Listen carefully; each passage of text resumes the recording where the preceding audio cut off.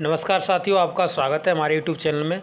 और जैसा कि आपको पता है, हमने आपके डीएलएड प्रथम सेमेस्टर के लिए मैथ स्टार्ट करा था, जिसके अंतर्गत हमने ऑब्जेक्टिव टाइप की 7 वीडियो आपको दी थी। उसके बाद आपको अतलग उत्तरी की 7 वीडियो प्रोवाइड करा दी हैं, यानी आपकी 14 वीडियो कंप्लीट हो चुकी हैं।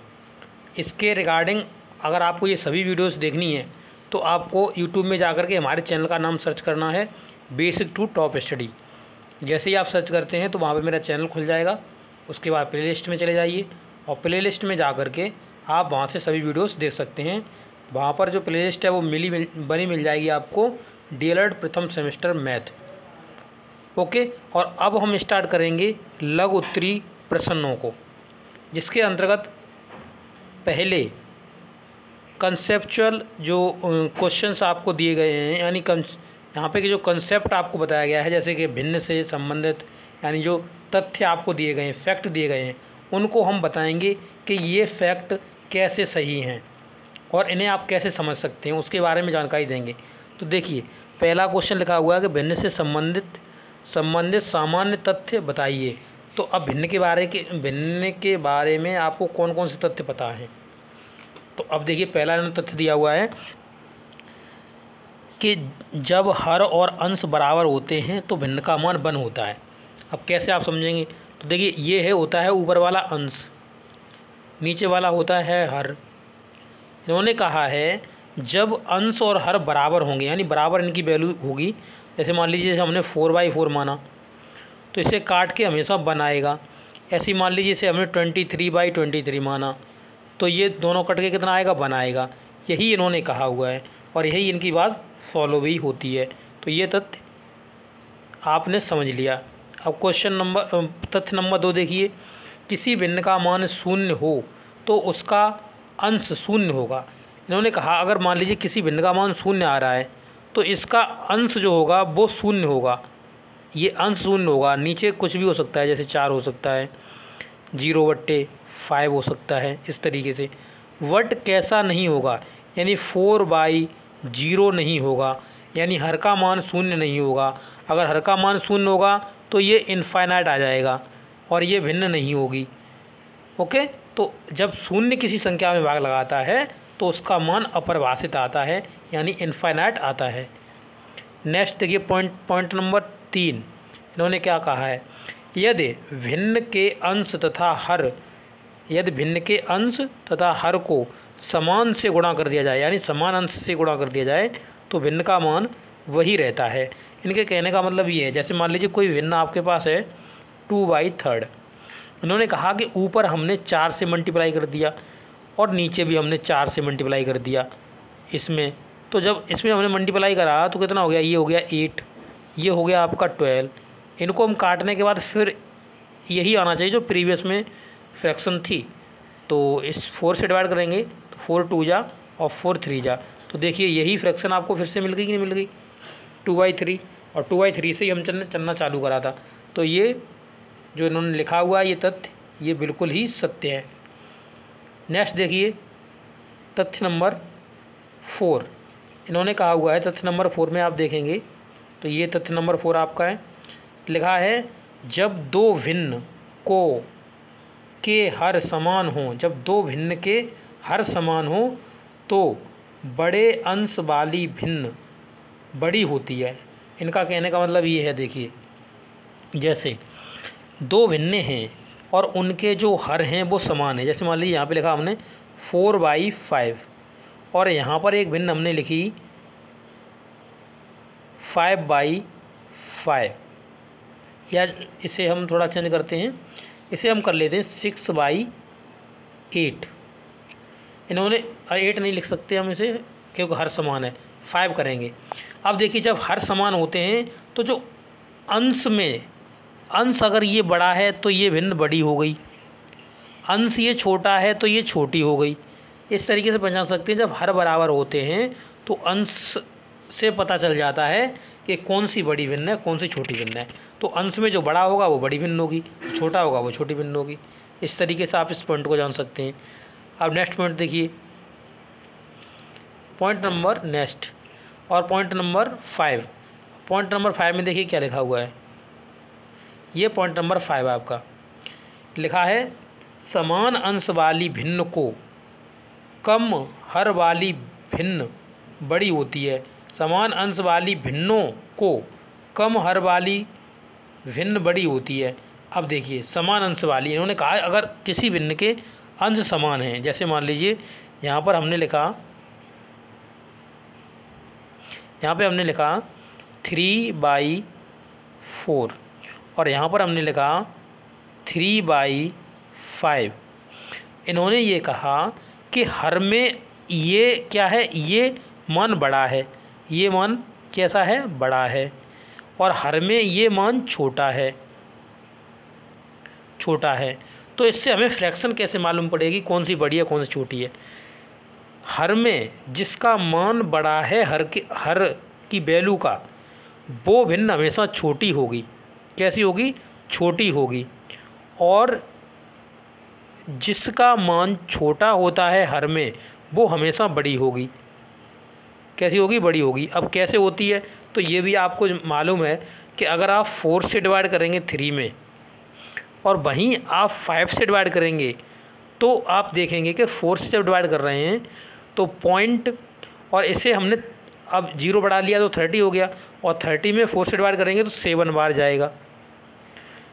यहाँ पर अगर हम इसमें देखें, जब 5 से इसमें हम डिवाइड कर रहे हैं तो यहाँ पर पॉइंट और ये 30 हो जाएगा, तो 5 6 जा।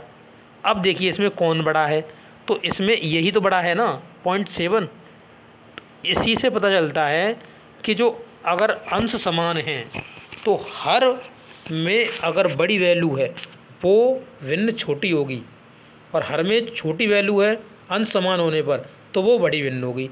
ये इन्होंने जैसा पॉइंट में बताया वो मैंने आपको समझा दिया। नेक्स्ट देखिए, नेक्स्ट पॉइंट में क्या कहा है। नेक्स्ट पॉइंट है पॉइंट नंबर 6।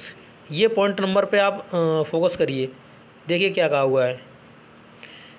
इस पॉइंट में आपको देखने के लिए मिल रहा है, लिखा हुआ है कि कोष्टक हटाने के लिए पहले रेखा कोष्टक, रेखा कोष्टक कौन सा होता है, ये वाला कोष्टक हमने आपको बताया अभी है। फिर छोटा कोष्टक, छोटा कोष्टक कौन सा, ये वाला कोष्टक छोटा। फिर मंझला कोष्टक, तो मंझला ये वाला बताया था, इस तरीके से बना होता है, ये मंझला कोष्टक वाला हो गया। उसके बाद अंत में बड़ा कोष्टक, अंत में ये वाला कोष्टक आता है बड़ा वाला।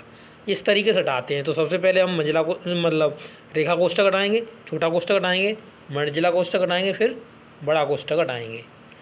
नेक्स्ट देखिए पॉइंट नंबर, ये देखिए आपका, इसमें आपको देखने के लिए मिलेगा क्या लिखा है। सरलीकरण में पहले, सरलीकरण जब स्टार्ट करेंगे तो पहले हमें क्या करना है, भाग वाला पोर्शन सॉल्व करना है। अब देखिए हमने बताया था बोर्ड मास आपको याद हो, बोर्ड मास, और ये मैंने कई बार आपको प्रीवियस वीडियोस में बताया। अब देखिए यहाँ पर पहले हमें डिवाइड सॉल्व करना होता है, देखिए यहीं पे लिखा हुआ है डिवाइड सॉल्व करो पहले। उसके बाद हमको मल्टीपल करना होता है, तो देखिए मल्टीपल लिखा हुआ है। इसके बाद हमें एडिशन करना होता है तो एडिशन वाला लिखा हुआ है। इसके बाद हमें सब्सट्रैक्शन करना होता है तो सब्सट्रैक्शन वाला लिखा हुआ है। तो ये क्रम से चलता है। तो पहले हमें भाग सॉल्व करना है, फिर मल्टीपल सॉल्व करना है, फिर हमें एडिशन सॉल्व करना है, फिर हमें सब्सट्रैक्शन सॉल्व करना है। इस तरीके से वही इन्होंने लिखा हुआ है। नेक्स्ट इनका देखेंगे पॉइंट, तो इस पॉइंट में इन्होंने क्या लिखा हुआ देखिए, पॉइंट नंबर 8, इस पर फोकस करिए। पॉइंट नंबर 8 में लिखा हुआ है भाग दिया हुआ है, गुणा दिया हुआ है। भाग को गुणा में बदलने के लिए भाग के बाद की संख्या का प्रतिलोम यानी उल्टी लिख दी जाती है। अब देखिए जैसे मान लीजिए यहाँ संख्या लिखी है 3/4 भागित 2/3, इस तरीके से लिखा हुआ है। जब इस भाग के साइन को हम हटाएंगे, भाग के साइन को हम हटाएंगे तो 3/4 इसकी जगह हम मल्टीपल का साइन लगाएंगे, बाकी जगह किसका साइन लगाएंगे, मल्टीपल का साइन लगाएंगे, और इस संख्या को हम उलट देंगे, उल्टा देंगे, तो 3 ऊपर पहुंच जाएगा, 2 नीचे आ जाएगा। और यही बात इन्होंने इस पॉइंट में बोली हुई है, जो कि मैंने आपको समझा दी है। चलिए अब नेक्स्ट पॉइंट, नेक्स्ट क्वेश्चन ही आ गया आपका। तो नेक्स्ट क्वेश्चन में देखिए इन्होंने क्या कहा हुआ है। देखिए क्वेश्चन जो है वो ये लिखा हुआ है कि बीजगणित की अवधारणाओं को समझाइए। बीजगणित क्या है, देखिए समझिए बीजगणित की अवधारणा क्या लिखा है। बीजगणित यानी इंग्लिश में बोलें अलजेब्रा, शब्द एक अरबी शब्द से उद्गमित है, यानी एक अरबी शब्द से बीजगणित वाला जो शब्द है वो आया है।